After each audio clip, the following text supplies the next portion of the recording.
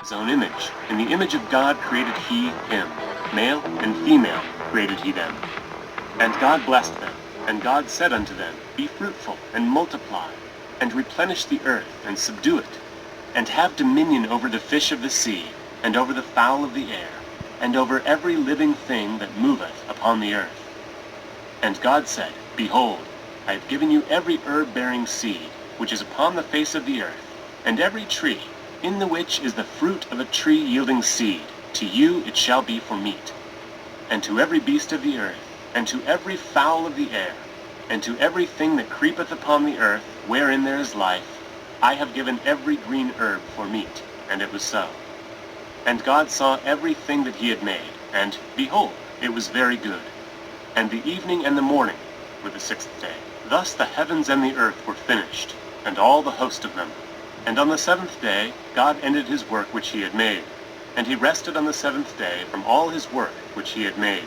And God blessed the seventh day, and sanctified it, because that in it he had rested from all his work, which God created and made. These are the generations of the heavens and of the earth, when they were created, in the day that the Lord God made the earth and the heavens. And every plant of the field before it was in the earth, and every herb of the field before it grew, for the Lord God had not caused it to rain upon the earth, and there was not a man to till the ground. But there went up a mist from the earth, and watered the whole face of the ground. And the Lord God formed man of the dust of the ground, and breathed into his nostrils the breath of life, and man became a living soul. And the Lord God planted a garden eastward in Eden, and there he had put the man whom he had formed. And out of the ground made the Lord God to grow every tree that is pleasant to the sight, and good for food, the tree of life also in the midst of the garden, and the tree of knowledge of good and evil. And a river went out of Eden to water the garden, and from thence it was parted, and became into four heads. The name. Now, this right here is very confusing to some people.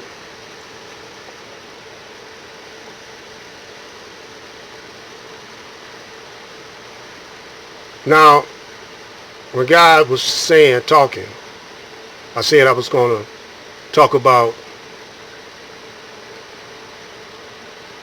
the tree of life and in the midst of the garden and so forth. When God was talking to the other gods, that was really Yakub talking to the other gods. He wanted to create a new man. This is the hidden knowledge of the making of the Caucasian. But the other gods didn't want him to, they was against it. You know, just like when they made the Frankenstein monster, or when a better illustration is, which we're going to show a little bit of, is Dr. Jekyll and Mr. Hyde. And Dr. Jekyll was talking to the other scientists saying that we got two people in us, and one is evil, and so he invented this serum or some kind of chemical to bring out the evil one in him. This Yakub Q was telling these guys that I'm going to make a man that will rule over us 6,000 years.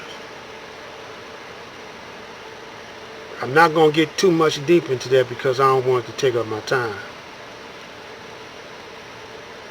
But see, that's how deep we were. They do that today, you know, they cloning and a little different, you know, birth controlling and everything. But we had that birth control back then, because we had two seeds, two germs in us, the brown germ and the black germ. And this is how we made the Caucasian.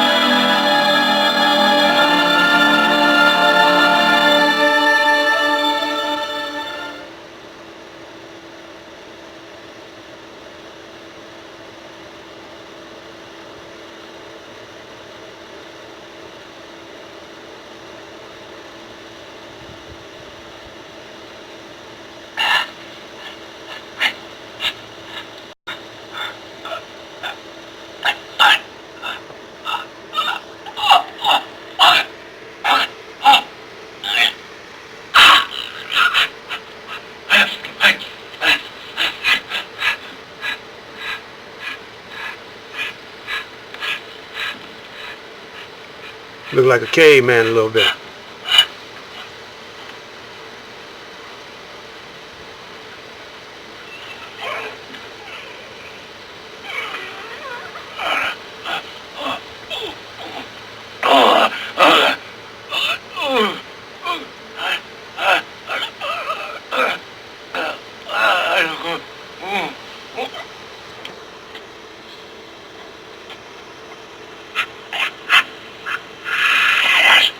Two people in one.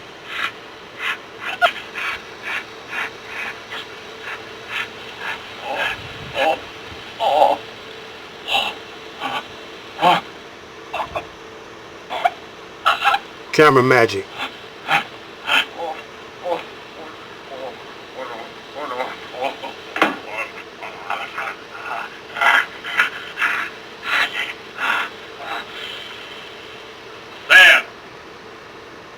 There he is. There's your man. But doctor, this is impossible. I know it is. But there's your man. I'm sorry, sir. You appear to be serious, but look!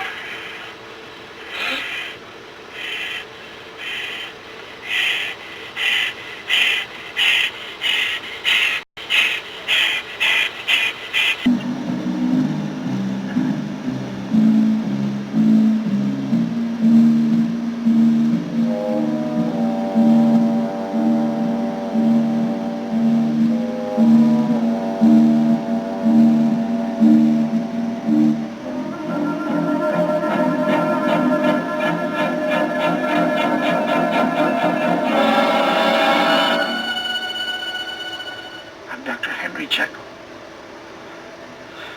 I've done nothing.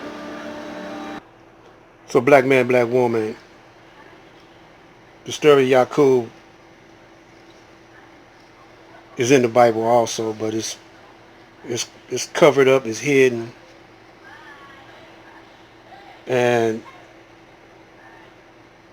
the black man has a brown seed and a black seed and brown seed, and he made the Caucasian out of the brown seed.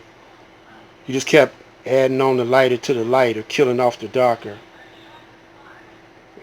and drove it to its last stage, to where it wasn't hardly no melanin pigmentation in him. The very weakest part of the black man, the evilest part. This is all in the plan, see. So Moses was the one to civilize the Caucasian, because we had drove the Caucasian to the caves of the Caucasus Mountains. And after tarrying for a long time, this is also in the Quran, Moses went and got them out and civilized them, because they were making trouble, you know, amongst the black people like they're doing today. So our presence was like isolated places, like the Caucasus Mountains. And that's where they went savage at. They lost the knowledge of themselves and went savage, became beast-like. Then Moses came and civilized them and brought them back out. That's Genesis. Gave them the laws, some of the laws that we had developed. And so now they're still creating havoc and mischief all over the planet, still killing. But their main plan is to trick us. That's how they stand on the face of the planet. Other than that, they would have been gone a long time ago. But they need our melanin, because the serious sun finna come. They call it climate changing or global warming. So they throw them chemtrails up there in the sky to reflect the heat back up into space. So, but the nature ain't gonna stand for it, and it's gonna ricochet back onto them on the planet, and it's going to get worse and worse. But what we don't know is that we are the weather. We are the wind. Every element on the planet is in us. Every element in the universe is in us. But there are spaces and places where we don't tarry, we don't dwell in. That's within us. And the Caucasian is one dimension of us that we brought out of us.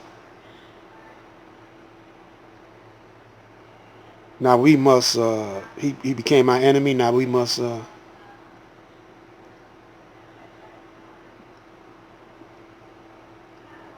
we challenging that, but we gotta, get rid of him. Ain't no more Mr. Nice Guy. And y'all that go along with him, y'all Uncle Tom's up in Congress, and y'all gonna have to go too. And all y'all gang members that messing with the people, you gotta go, bro.